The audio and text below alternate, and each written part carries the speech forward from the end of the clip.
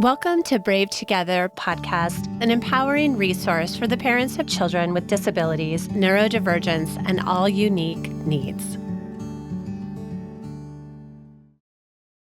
One of the things that makes poverty worse in families is that one parent is going to be not working full time because of the lack of, structural support for caregivers in this country. It's easy to be in poverty. It's easier to stay in poverty. It's easier to get it. Like the data shows that it takes longer to overcome it. And maybe they never do when there's been a blip that's caused extra expense for the family at a certain time.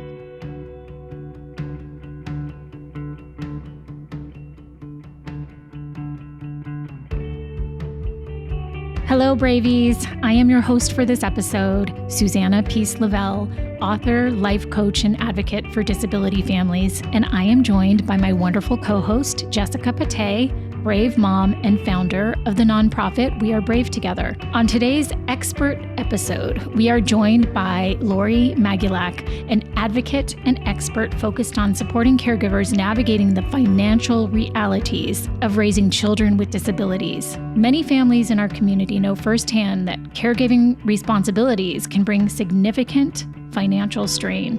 In this conversation, Laurie helps us unpack the complex intersection of caregiving, poverty, public assistance programs, and the resources that do exist to support families, many of which remain underutilized simply because people don't know they're available. Jessica and I talk with Laurie about the systemic challenges caregivers face, including the long-term financial impact of caregiving, the barriers families encounter when seeking public assistance, and the stigma that can prevent people from asking for help.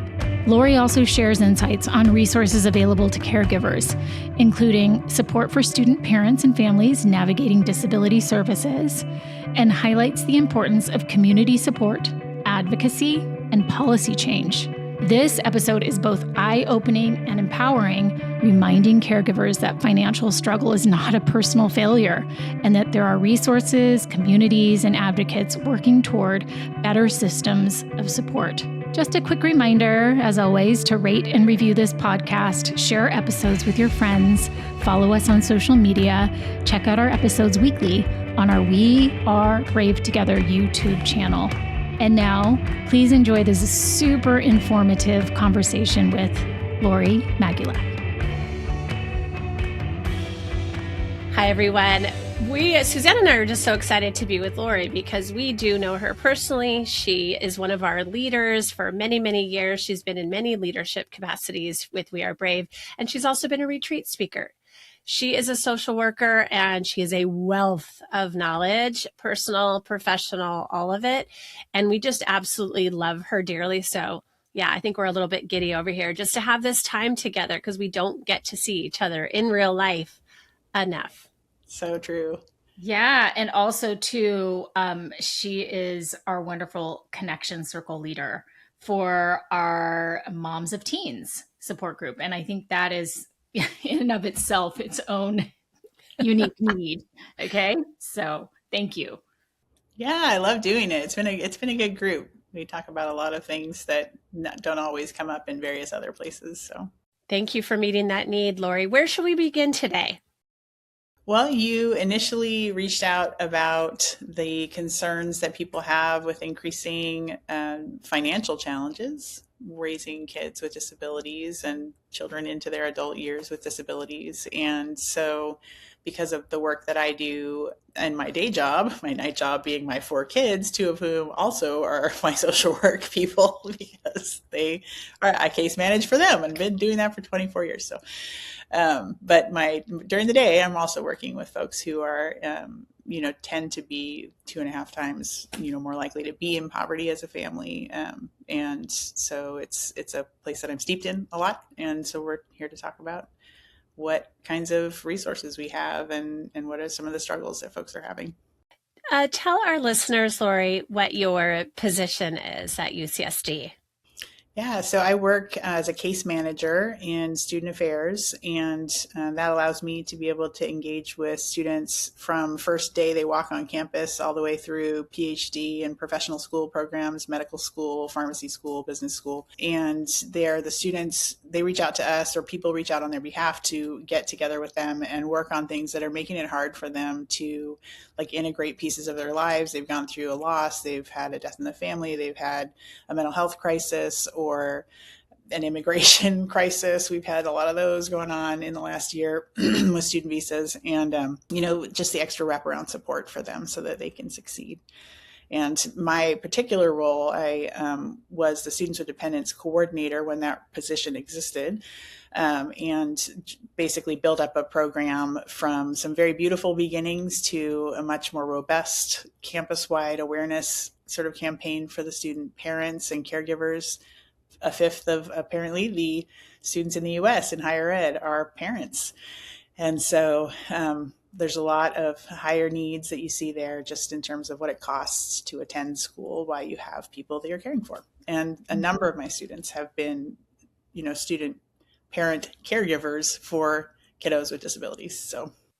And are these programs across the United States, like the one that you just described? Yeah, that's the thing. It's like the best kept secret in the world. And yet the best way for people to have economic mobility, however people may feel about higher ed, it still is the best pathway to an increased income over the lifespan and also improves quality of life and economic mobility for the kids, even if they don't go to college. It just starts them out at a better space. And so we have a lot of good programs in the community colleges, loads of students that are there going back, doing part-time, doing it in the evening after work. And I work with students who've been doing part-time education for 10 years before they come for their last 2 years at UCSD to finish their degree because they're raising kids, and they have families and jobs. So there's a lot in community colleges. The Cal State universities have good programs. The UCs here in California have really good programs. Some of them at Berkeley and UCLA are incredible in terms of providing multiple affordable and accessible childcare options, which is the number one need for a lot of student parents. It's not a huge population that we serve, and so it's constantly an awareness issue, getting out the word. Well, I was just thinking, and I had the same question as you, Jessica, because I'm thinking, what a phenomenal offering. And then to be connected with the magical saint who is you, Laurie. I'm not kidding you. Like every time I am with you or in exchange of energy with you, you just have this calming just way about you, just calming. I'm here. You just automatically feel safe in your presence. At least I'm speaking for myself. Mm-hmm. And so I'm curious then, how do people find you? Like a day in the life of someone who has a need and how they are connected to you specifically based on said need. Do they have to initiate and start asking for help in some capacity? What does that look like? It comes from a lot of different areas. The program is newer at my campus. It's been around in some form, very part-time at first for a couple of years, and then almost 3 years of a full-time person in that capacity, taking care of the program and reaching out to people. And so they'll come in through like a dean of student affairs. A professor can let us know, at our department that they have a concern about a student based on, they're just not showing up as much to class. They are having a lot of, they look different. Their countenance is down. Their hygiene is off. Their mood is off. They're irritable with classmates. Something like that gives an indication of some level of disruption in the student's life. Or, and in a lot of cases, this happens, the students will directly approach the professors because there's not like a campus-wide system for how to work with student parents. Like when their kids are out from school because they're sick, there's not really a process on campus for how to deal with those kinds of absences. Those are the kinds of things that I work with in terms of policy and awareness on campus and I have a team actually that we just have been a part of a statewide coalition, community of practice to develop like campus-wide process and data collection and outreach and awareness for student parents. But yeah, they'll come in through community centers, student orgs. Well, I'm so grateful that this program exists, and I just hope that all state universities across the country offer something like this so that education is possible. Yeah, I do too. There's a lot of great places around the country. I'm connected with some national networks and some really, really beautiful innovation going in for students. Housing developments, daycare providers, disability care for kids of the students. Yeah, there's people have all their different flavors of it around the country. That's fantastic to hear. So, we had a request for, bringing awareness to caregivers who are living in poverty, who are so financially strapped. And I so appreciate this person's really courage to speak up, not anonymously, and say, I'd like to see this talked about. I'd like to see this on the podcast. We all know how hard parenting is. We all know how hard caregiving on top of parenting is. And then to have to worry about food, clothing, and shelter on a daily basis, on an hourly basis, it kills me and it breaks my heart. And I know there's some resources, but there's not enough resources, as we know, in the disability community. And so we're going to speak to that. We're going to acknowledge that. When I talk about and give permission to moms or parents to use respite services or to take breaks, to be able to attend a connection circle or a weekend retreat that we offer, I know that most people in the disability community do not have extra dollars to just go and hire somebody because there's nobody available through the agency, or they live in a state where no respite hours are even offered to families like ours. I don't know. It hurts my heart because I know that everyone is suffering from burnout. And one of the reasons is the financial stress and strain and never being able to take a break from caretaking. Yeah, it's true. And, you said most are financially struggling. That's probably true to some degree. Nobody's life looks the same for sure once we have caretaking responsibilities, and they last the rest of our kids' lives. So it's not like it's a short-term blip that we can overcome. Mm-hmm. And I did some reading and some research on kind of what are the statistics for our country and the world in general of like the trends of poverty. There's two different ways of talking about it that you see, and one of them is poverty, which is typically tied to like that national poverty line that's indicated by their financial institutions in the country. And then there's the other one, which is economic hardship, which is a little more like waffly and doesn't have as much of a definition. But in our country, they define that as 150% of the poverty line income for the family. We have like between 25 and 40% of people in the disability caretaking community that have are in economic hardship or poverty, about 25% at the poverty line.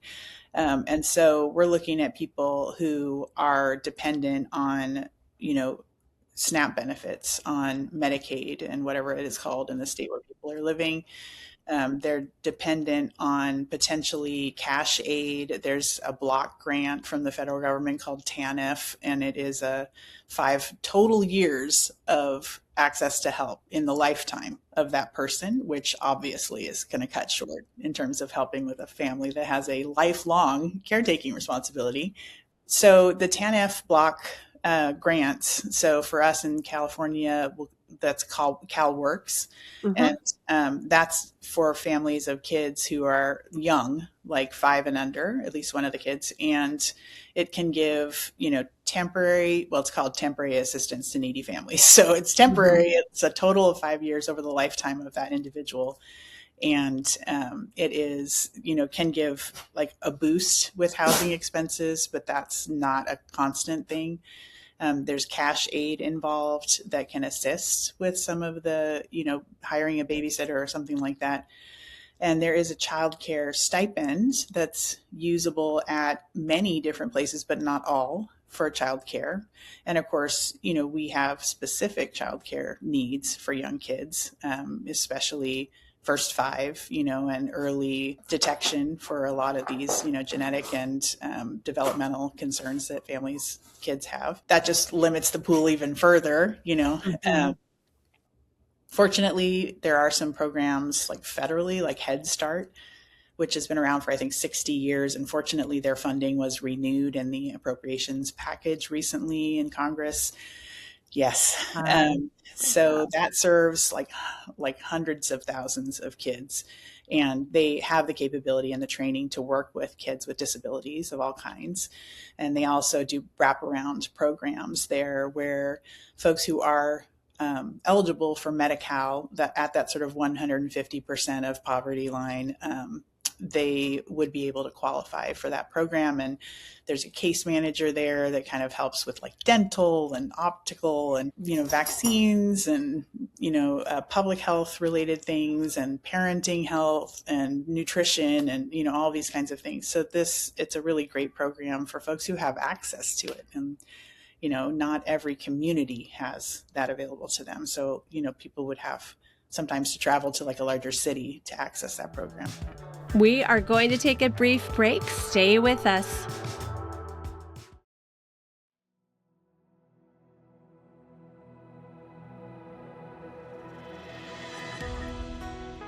There is a moment most caregiving mothers remember with startling clarity, the moment before and the moment after.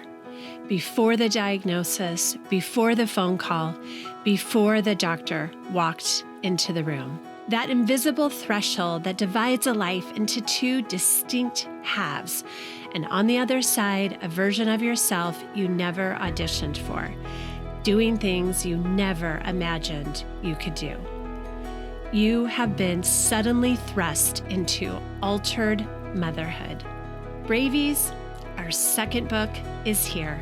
Suddenly Brave Together, Letters to Caregiving Mothers at a Defining Moment in Their Lives, captures the voices of women who lived that pivotal moment, written from a place of hard-won wisdom, decades in the making.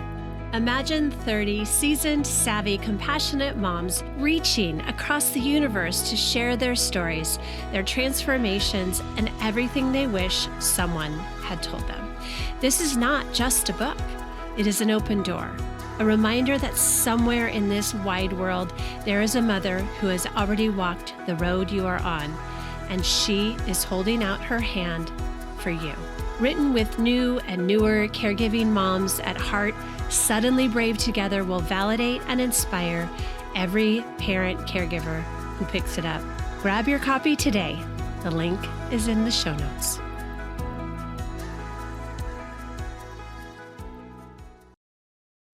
Welcome back, brave friends.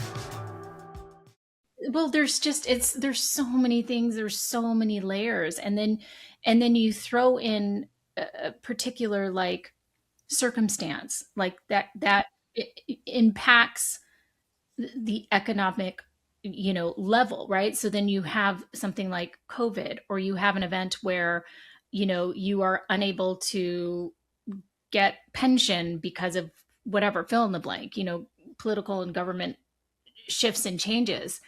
I wish we could just create a roadmap for every single family. And I know everyone has a different situation and circumstance, but is there a one-stop shop that you can start, in your state? And I know we're talking about some things that are specific to California right now, and they might be called different things in other states, but is there a way for us to guide somebody who's listening right now, who is in desperate need, to even just begin to where to start? Like, where do we even go? Yeah. And I think the best place to start is we have something called 211 in California, and 211 San Diego is the one that people use in my county. So if there is a community information and helpline, that is typically a great place to start, because they will be connected with public benefits programs, like in California, the CalWorks, Cal Fresh, which is our SNAP benefits, or Medi-Cal. They also would be able to, connect people with their local developmental services offices in their city, their county, in the state. You can start in the state and then go downward, and get more granular towards the local area. People get scared of like child welfare organizations and agencies, and that's so reasonable because a lot of times people who have kids, especially with like developmental delays or high needs of some kind that isn't physically visible on the child, will typically, have a higher rate of getting involved in the child welfare or child protective types of situations. It can feel very punishing. Poverty is very criminalized in our country. And there's a big overlap for poverty and people of color. Yep. And so there is a very valid fear there, but they can be reached out to for lots of referrals to places. And so, contacting the local health and human services and the child welfare divisions, they're increasingly trying to be well-being supporters there, not just the punitive side of it, which is scary. So, yeah, I mean, it's those local agencies, those civic offices, those, public developmental services type offices are a good place to start. Great. Another good place to check in if the child has mental health related disabilities, that compound any other kind of disabilities that they have, like suicide helplines, the 988 warm line where they'll sit and talk, with people in California. I think 988 is nationwide actually. And that connects to a lot of local services as well. So it doesn't have to just be a mental health crisis. You can call in and say, we've got a big concern. These are kind of the symptoms we're looking at, and like they can connect people to. So I have a question too, because not everyone has access to a phone. Right. So there aren't, we used to have phone booths up and down the street when we were younger. Mm-hmm. But is there a place that someone is like, can someone go into a public place like a library or a civic center? Most, if not all, at least the ones in our area at hospitals have social workers who help with community referrals. Okay. So, for folks whose kiddos have been in the hospital recently, and even if not, calling up and finding out, talking to somebody who's like a care navigator or a social worker in the hospital can help. The other thing that can be really helpful, because I know hospitals can be intimidating as well and really sources of trauma for a lot of us, based on history, is the community health center networks. So like in California, we have a pretty robust, like a family health centers type of thing. In San Diego, it's actually called Family Health Centers, and there's multiple locations, and people typically will know where that is in their community because they specifically try to get those into communities where poverty is a higher and a more frequent issue. And they have care navigators there as well who can provide referrals, get people signed up for Medi-Cal, SNAP benefits, and all that kind of thing. Laurie, do you feel like sharing any of your personal story today? Because I know that we have moms listening who are in very difficult, precarious situations, and leaving could leave them in poverty, right? They want to leave certain situations that are difficult or horrific at worst, right? But the fear of leaving, especially if you have a child with any type of disability, is, compounded by the fear of no financial support and starting from scratch. What courage would you give that mom who is in that situation? That, unfortunately, is more common than we would want in our society. And there's a lot of contributing factors to that.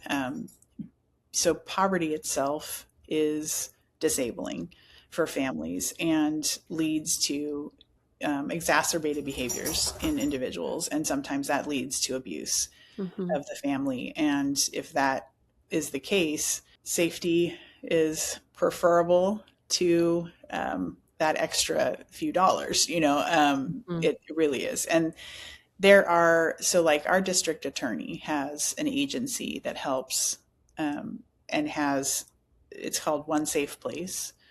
And it is in North County. And we also have a South County version called Your Safe Place. And it is a clearinghouse of agencies under one roof so that folks can go and consult and look at their options. If a restraining order is needed, they can file that. The sheriff and the local police are there. They can talk with somebody about, preparing for a restraining order hearing. They can talk to regional center reps if their kids are not already a part of a regional center. Okay. Oh, that's another good place to ask for poverty, like mitigation type of resources too. I was talking to my husband about this last night. I'm remarried now, but I was married to someone else for almost 17 years. And we have 4 kids. Our older 2 are adopted and former foster youth. So they had a lot of really complicated intersecting kind of disabilities, one of which was having been foster kids, which made it really hard. They were already system engaged when we got them. There was already justice involvement for their birth parents. There was a lot of trauma and a lot of bias in the work with providers, doctors, everything. So, where all of us need to work really hard to convince other people what's going on as the experts in our children's lives. When you have the foster care component, there's that additional piece of not trusting foster parents because of unfortunate stories in the news. And so there's lack of credibility going in that on top of being female in these situations and also having a kid who may have a zebra kind of disability, and so it just takes a lot longer. That's how I actually got interested in social work, was because I was a case manager for these 2 of mine, my older 2, for a long time, and really saw some areas that could be better in this, One of the things that makes poverty worse in families is that one parent is going to be not working full time because of the lack of, structural support for caregivers in this country. It's easy to be in poverty. It's easier to stay in poverty. It's easier to get it. Like the data shows that it takes longer to overcome it. And maybe they never do when there's been a blip that's caused extra expense for the family at a certain time. All of those happened for us. I wasn't able to be a teacher because what I made as a teacher was less than what I would need to pay for the care for the kids just for after school so I could grade papers and do lessons. So I had to leave my career, and that, of course, puts a strain on a marriage. And poverty causes a lot of bad behavior sometimes, and that led to abusive tendencies in that first marriage and was just a really, really destructive cocktail. And so I, at one point, facing some health crises of my own, which comes from us not having that time to take care of ourselves, like stress-induced kinds of long-term chronic things that come up. I had a cancer scare in 2014. And that was sort of the catalyst that showed that there was not support there, and it was actually going to be pretty damaging to stay. So I did. I made the jump, and it was terrifying. And people who cared about our family most told me not to do it because they didn't know how I was going to make it. It was really hard. It was a very sleepless time, but it was safer than being in that other environment. And I had I had a huge gap in my career, so I wasn't able to find anything above minimum wage at first, and was on, food and medical and public benefits and utility benefits. Like there's, reduced utility rates for various income levels. And it was pretty scary. And, you work in a job that doesn't have paid time off. So anytime you're not there for some reason, which happens a lot, you just don't get paid. So it is a scary situation, certainly, but safety is worth it. Yeah. God, That's beautiful. admire you so much, Laurie. Admire you, respect you, trust you. Yeah. Thank you. You're pretty remarkable. I hope anyone who's listening is inspired. And there are so many levels of abuse in relationships. You know, it can be mental, that counts. It could be emotional, it could be financial, it could be coercive control. All of those count alongside, infidelity and physical abuse. All of those things are happening inside caregivers' lives. Yeah. And really, it was primarily the coercive controlling abuse, just the patterns of power and control and the restrictions on, what I was able to do. And if I could, if I wanted to take time for myself and like go to a women's group somewhere, the kids would be in absolute disarray by the time I would get back, and it would make me not want to do it again because the cost was too high. It actually was so much more peaceful not having to deal with like retaliation for caring for myself. That was worth it for me, and it's different for everybody. And that's another reason to reach out, for resources and do a little bit of homework, if it's safe to do that. I know sometimes people have to cover their tracks and they're being watched on their internet, and a lot of controlling behaviors like that. So it's scary, and it takes some time, and usually an ally, a friend who cares, to help you. Mm-hmm. Laurie, I'm sure you have lots of answers that may not be possible to implement, and maybe they will someday. I don't know, but seeing all that you've seen and everything that you've experienced, what are some things like, if I could change this and implement this and have financial resource for this, whatever that is, a program, something, what are some areas, like if you could dream big, this is a hole that I would plug. This is a hole that I would plug. This is a hole that I would plug. What do you think about? What do you dream about? What do you sit up at night overthinking about? Mm-hmm. Yeah. So I'm glad that in my role, I get to do a little of that on the clock. And, there are folks working nationally, in our national legislature on behalf of the UCs for our university system. And they do advocate for, like, for example, we used to have a federal child care grant that paid the full cost of care at a place that was very much like Head Start, had highly trained early childhood educators, all kinds of wraparound care, was right on campus in family housing on campus. So like didn't have that hour-long bus ride on each end of it, taking and picking up that happens. Wow. And then, policy shifted with a new administration, and we lost it like in the middle of the grant. With more to be paid out to us. So we had to retool.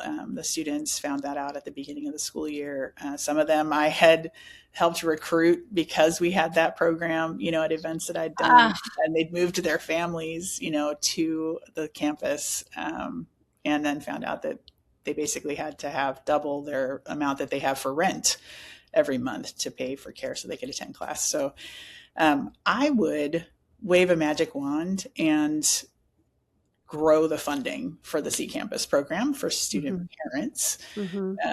I would go talk to the gal in New Mexico who just implemented universal childcare and funded it through the state so that federal, changes of the wind don't impact it as much. Yes, yes. I would not, I would expand Medicaid coverage so that it doesn't just hit you right at the point where you're at 150% or lower of the poverty line, because you need that bridge from that level of income to like more than the benefits to be able to get off the benefits and have a good quality of life. Right. People often will blame users of benefits for that problem, but that is not a problem with them. That is a problem structurally with the system that is not allowing people to get off of those benefits, not that the benefits themselves are bad or that poverty is a crime or a character flaw. So yeah, I mean, I think I would do a big public awareness campaign, about what it's like, and share the successes, share, when I talk to people to try and bring up more funding for the program with the student parents at our campus, I talk about what makes them great, like how resilient they are, how much the students are dedicated to their, academics, statistically more than their non-parenting peers. And I think that we would need to shift public opinion. So yeah, I would do like a nationwide campaign to shift public opinion on that, grow the benefits, universal childcare. Yeah. Well, like you were saying at the beginning of our conversation, it's like this should not be, some of the offerings, how you are supporting students at UC San Diego should not be a best kept secret, right? It's so frustrating. I mean, I wish we knew everything, all things, all the time for all of the needs that we can share as resources to others. I mean, I'm sitting here feeling like so helpless in terms of being, and I am as all of us sitting here, the three of us, we are so of service, that is just a part of our countenance. And we just, share and share and share and share and spread the word. And I'm just wondering how else can we help? I mean, obviously this conversation is a great great eye opener. And I just wish there was more that we can do.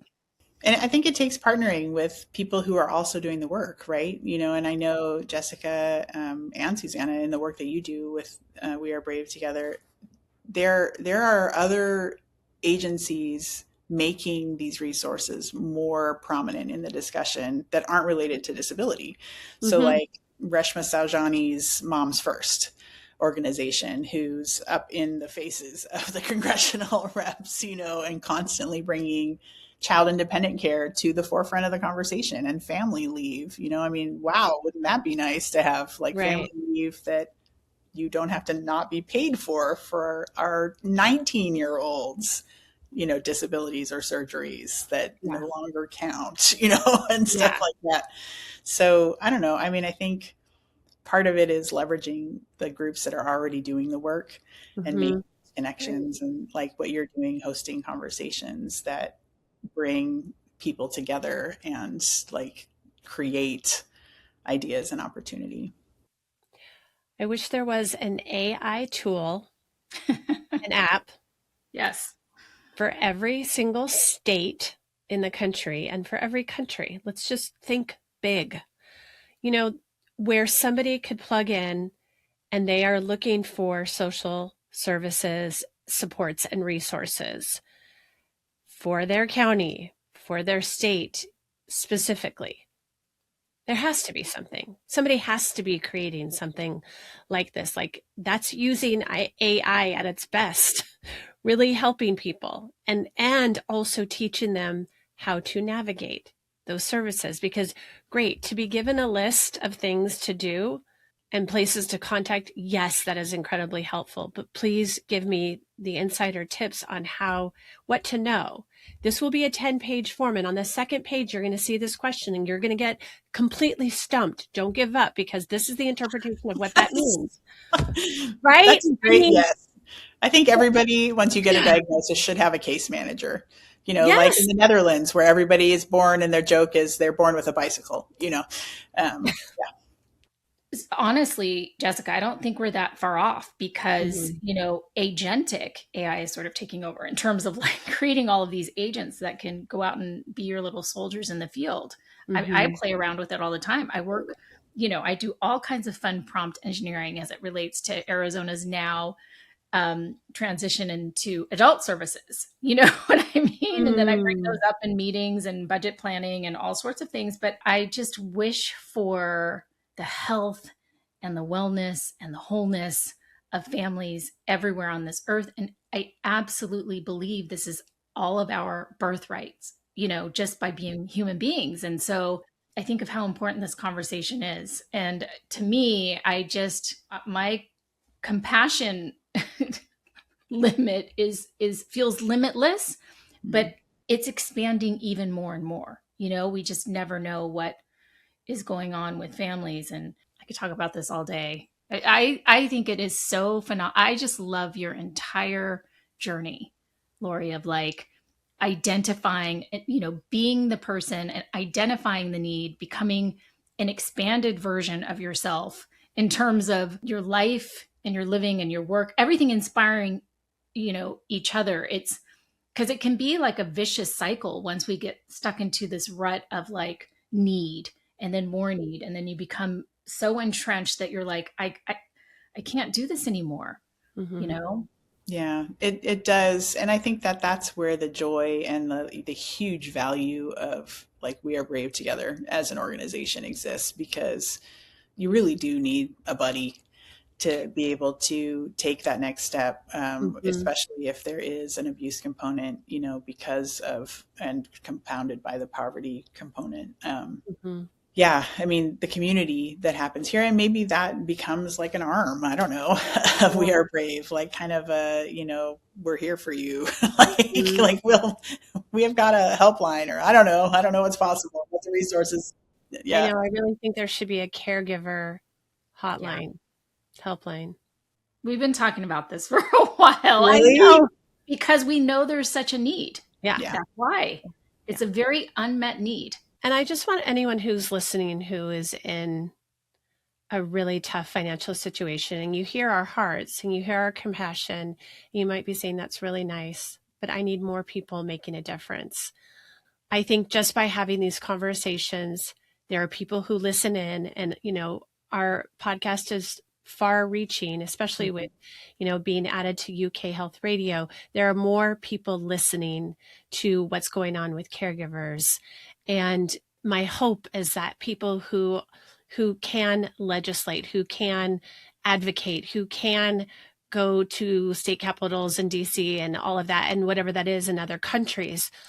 I just hope that people are moved into action, because yes, there are a million things I would love to do with We Are Brave Together, and we won't be able to. It's a fact. We won't be able to do everything we want to do and address every need that is out there, but we do care, and we do want to connect you to other people who are way savvier and smarter than me, like Laurie, our guest, and try to connect you to resources. Just please know that we see you and we care so deeply.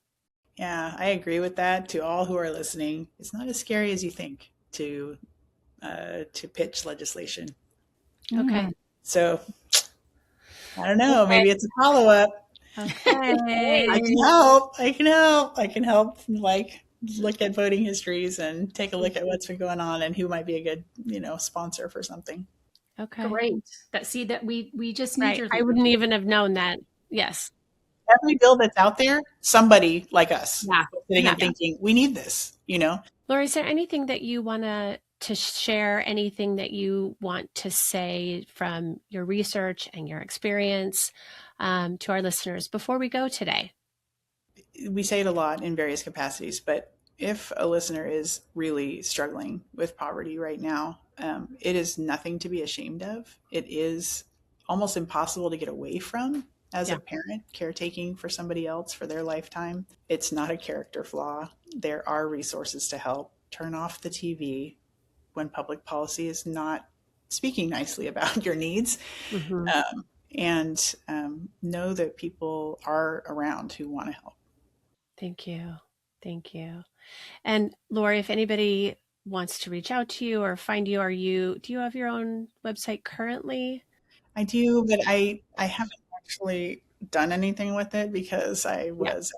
I was one of those moms who went back to school and was a Yes. student with Yes. dependence. We know.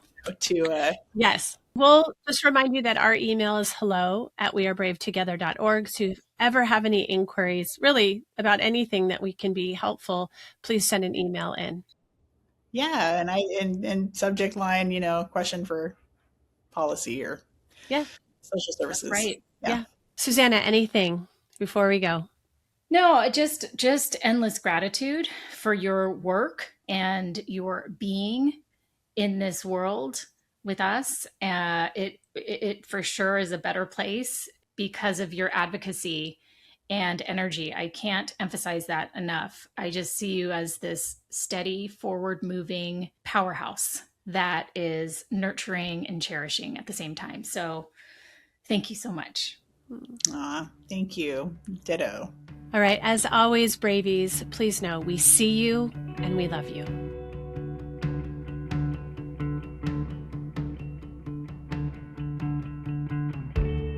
Thanks so much for listening today. Do us a favor and leave us a review and a rating so that this podcast can get into the ears and the hearts of more and more moms. Did you know that Brave Together podcast is an extension of our nonprofit organization, We Are Brave Together? We Are Brave Together serves an international community of caregiving moms, offering support groups that are virtual and in-person, educational resources, and low-cost weekend retreats. To join us today, go to wearebravetogether.org.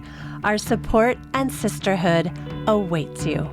Brave Together podcast is for entertainment and education purposes only. It's not a substitute for professional care and should not be relied on for medical or mental health advice. The use of any content on our podcast, links, show notes, or on our website is to be done at your own personal risk. Please seek out a professional to assess your own medical or mental health concerns, because we are all beautifully complex and the content of this podcast is for a broad audience.